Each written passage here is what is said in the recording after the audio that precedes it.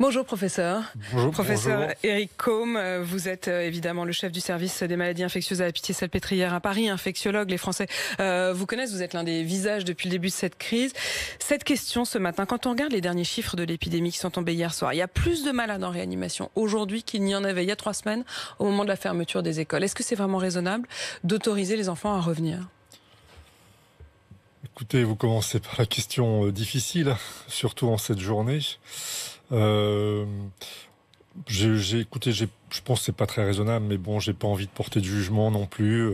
Je pense qu'il y avait d'autres choses qui ont emporté cette décision, des phénomènes qui relèvent pas de la médecine. Donc voilà.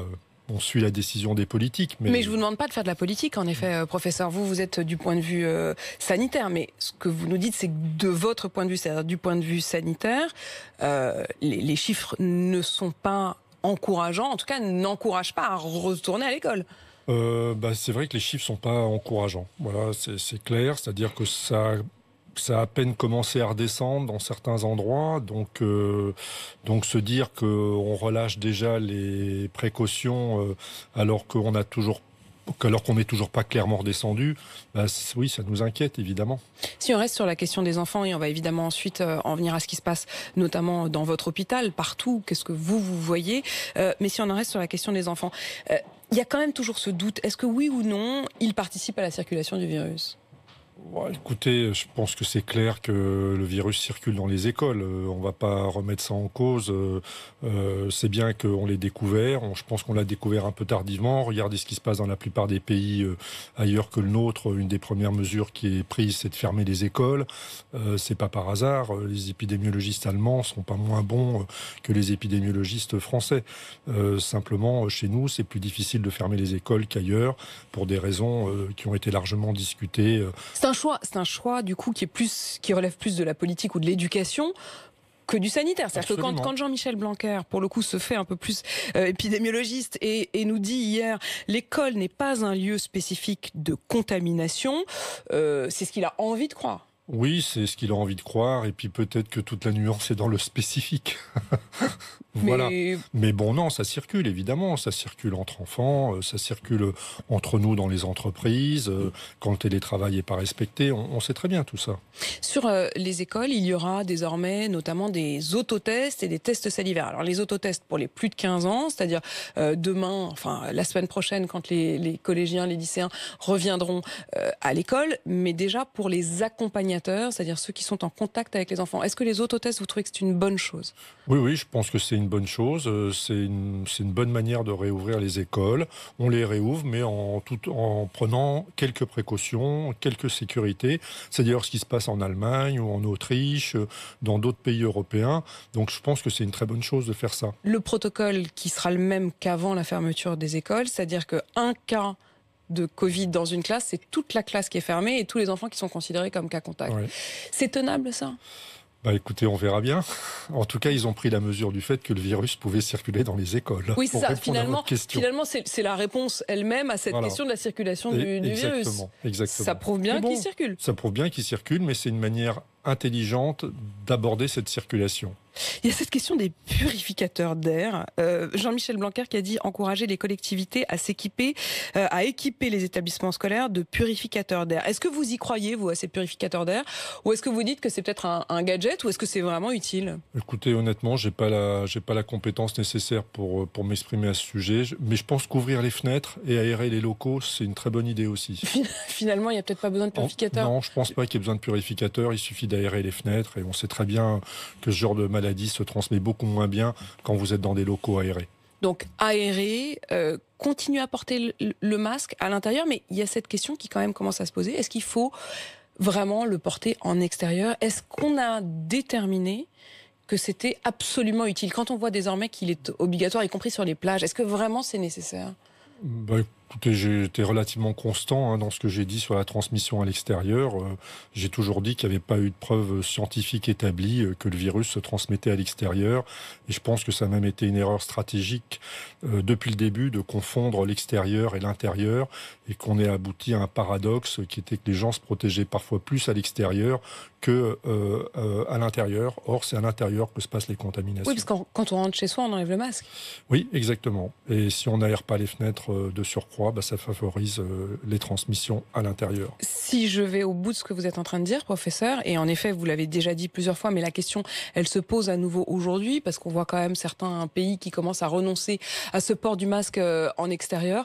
Est-ce qu'au fond, si ça ne tenait qu'à vous, vous diriez franchement le masque sur les plages ou le masque en extérieur, ça n'a pas de sens ? Le masque sur les plages ou le masque en forêt, ça n'a aucun sens, enfin, je pense sérieusement. C'était quoi ? C'était du placebo ? Non, c'était pas du placebo. J'ai jamais compris. Je pense que c'était une difficulté à expliquer aux personnes la différence entre l'extérieur et l'intérieur.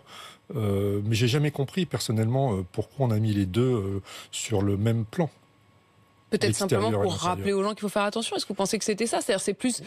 On a beaucoup parlé d'erreurs, de manipulation des masques quand on les enlevait, quand on les remettait. Mais honnêtement, à l'extérieur, à moins d'être agglutinés les uns sur les autres, les possibilités de transmission sont quand même très très très faibles. Je voudrais qu'on fasse avec vous le point sur la situation de l'épidémie. Quand on entend Jean Castex jeudi qui nous dit, je le cite, « Le pic de la 3e vague de l'épidémie semble derrière nous ». Est-ce que c'est ce que vous constatez, vous, notamment à la Pitié-Salpêtrière ?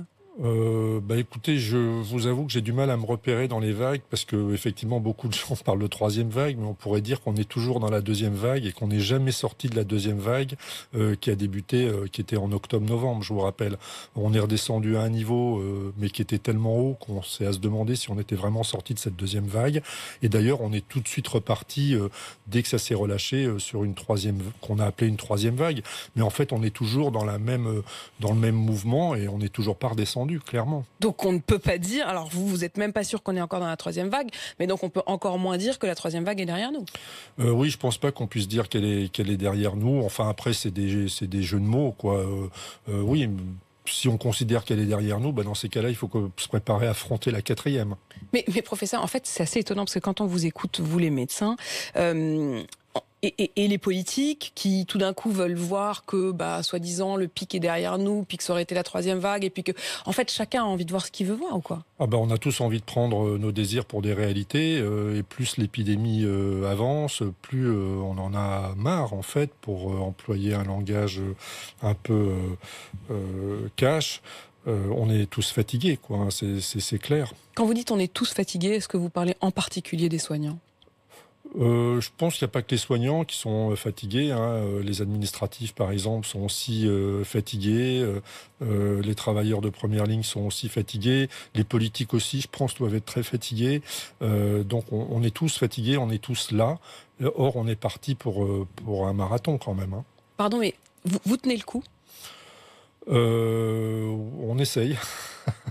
On essaye de tenir le coup, mais c'est de plus en plus difficile, oui, effectivement. Quand vous dites un marathon, est-ce qu'on doit comprendre qu'on va désormais vivre avec ce virus? C'est-à-dire que c'est une question qu'on vous posait avant l'été. On se disait que ça y est, c'était derrière nous, que ça allait peut-être revenir, mais on n'était pas sûr.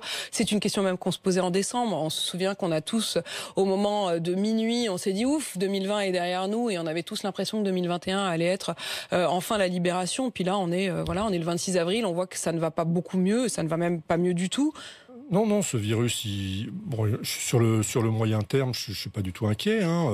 On va aboutir à une immunité collective qui va aboutir au fait qu'on sera de moins en moins malade progressivement de ce virus, clairement, qui à terme va s'installer parmi nous, évidemment, comme les autres coronavirus, comme les 4 autres avec lesquels on vit en permanence.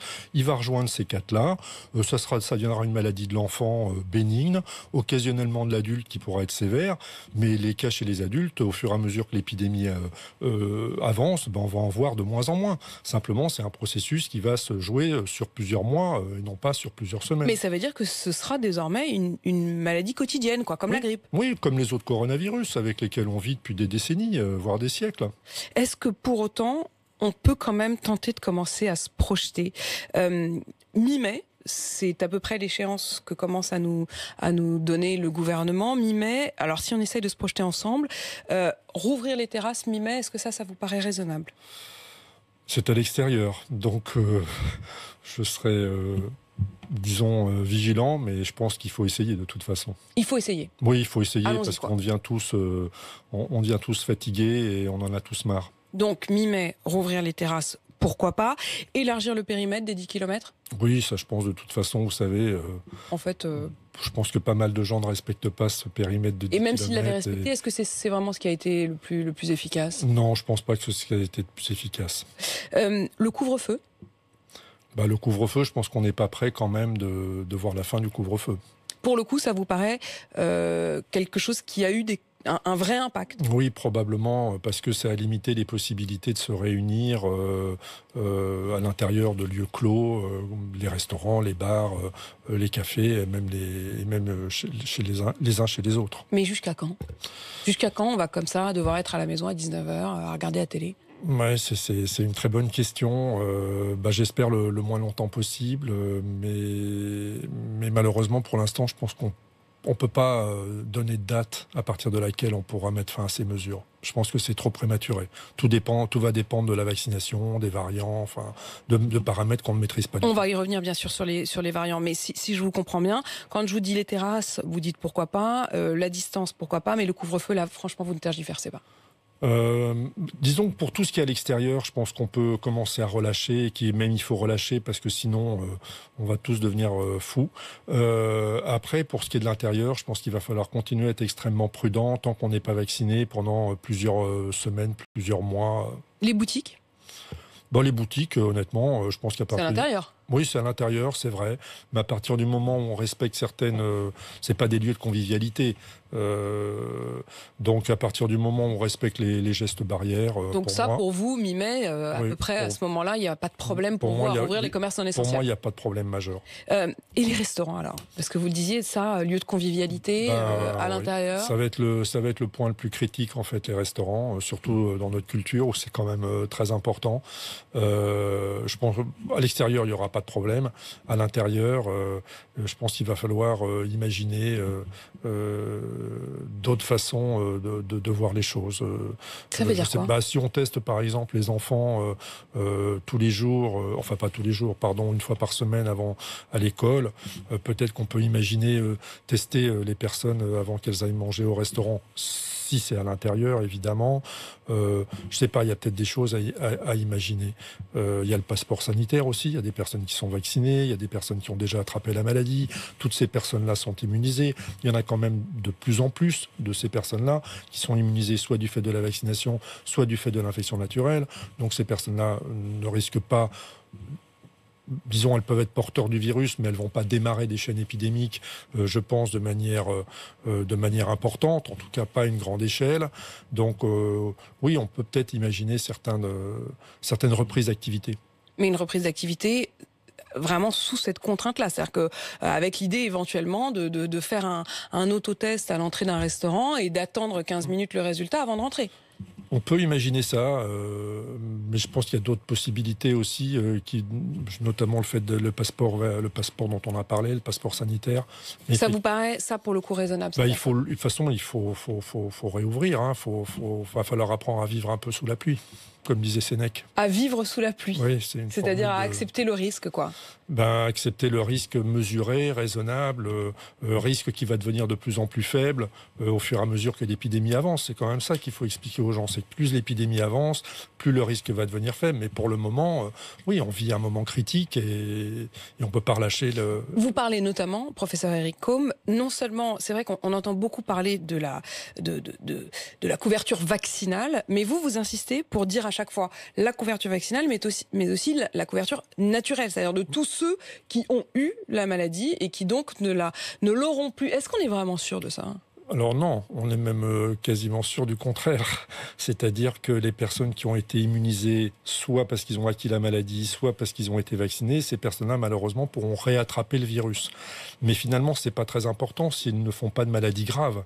C'est-à-dire s'ils ne rentrent pas à l'hôpital et encore moins s'ils ne rentrent pas en réanimation. Je voudrais qu'on comprenne bien ce qui se passe là. Ça veut dire que si on a eu le coronavirus...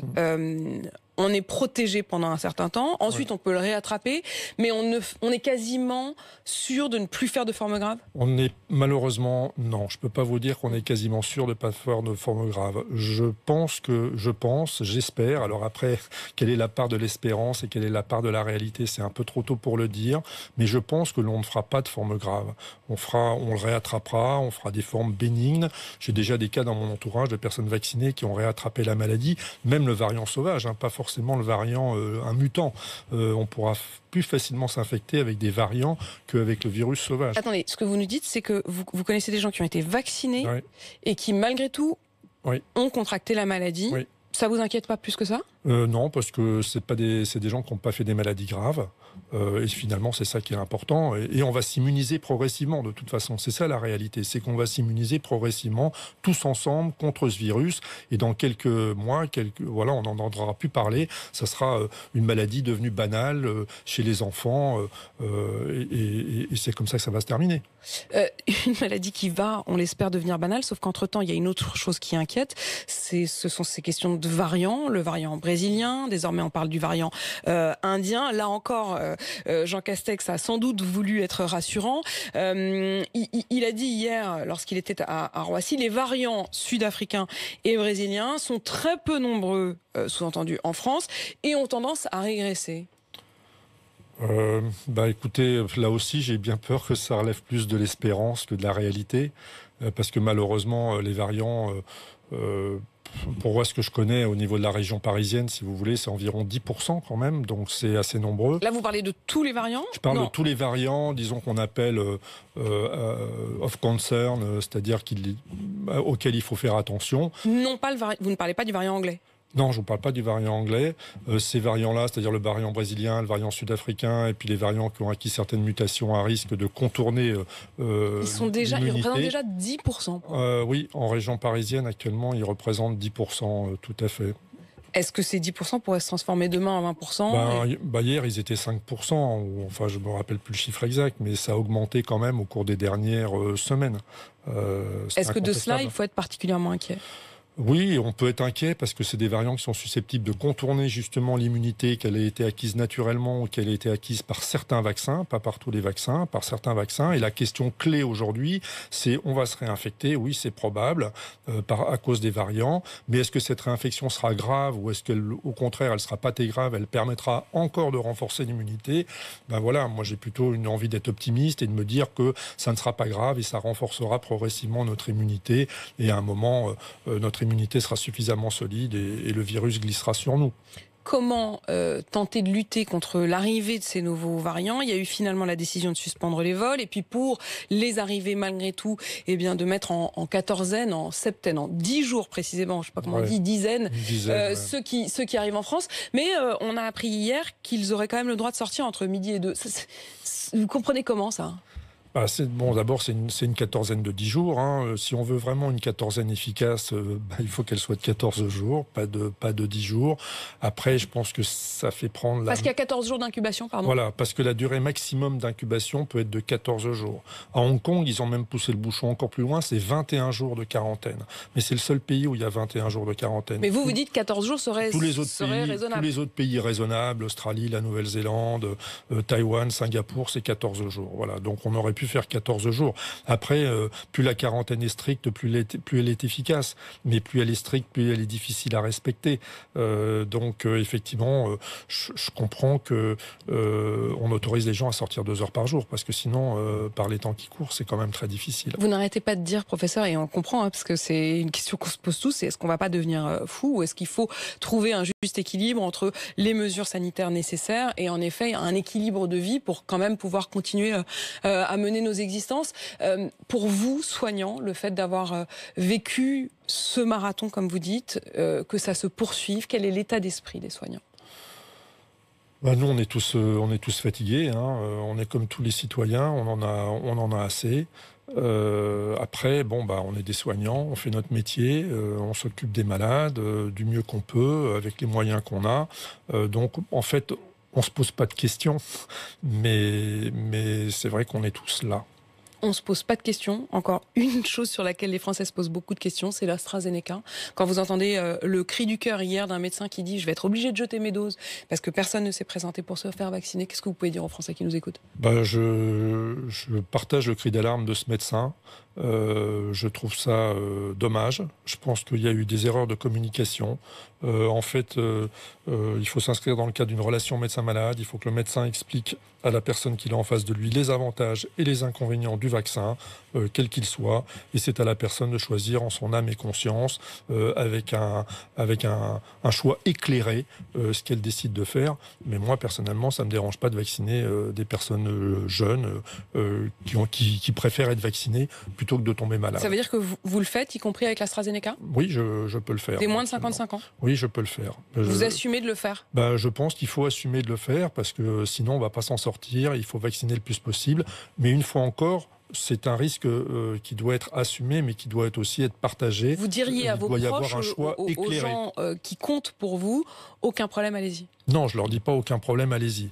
Je leur dis, je regarde le risque qu'ils ont de faire un Covid grave. Et s'ils ont un risque de faire un Covid grave, c'est-à-dire d'être hospitalisés, de rentrer en réanimation, je leur explique qu'il vaut mieux prendre le risque vraiment très très faible d'un effet indésirable du AstraZeneca en étant bien informé, évidemment, des modalités de survenue de cet effet indésirable, plutôt que de rentrer en réanimation pour un Covid. Merci, professeur Éric Côme, d'avoir répondu à mes questions. Vous êtes chef du service des maladies infectieuses à la Pitié-Salpêtrière à Paris. Merci à vous. Merci.